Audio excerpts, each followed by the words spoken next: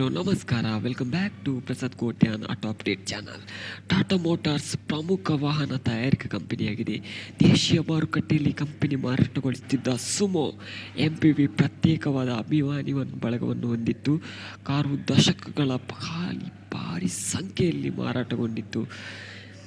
Tata Sumo 1994ರಿಂದ 2019ರವರೆಗೆ ಬರೋಬ್ಬರಿ 25 ವರ್ಷಗಳ ಕಾಲ ಕಿರೀಟವಿಲ್ಲದ ರಾಜ್ಯದಂತೆ ಮೆರೆದಿತ್ತು.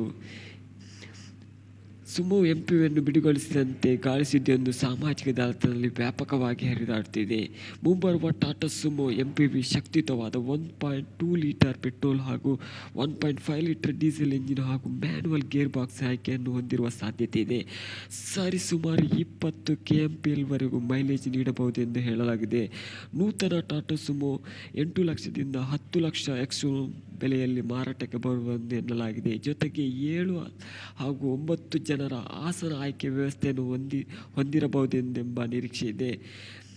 ಇನ್ನೂ ಹೆಚ್ಚು ಅಪ್ಡೇಟ್ಗಳಿಗಾಗಿ Prasad Kotian auto update channel subscribe ಮಾಡಿ, ಶೇರ್ ಮಾಡಿ, ಲೈಕ್ ಮಾಡಿ, ಕಮೆಂಟ್ ಮಾಡಿ. Thank you.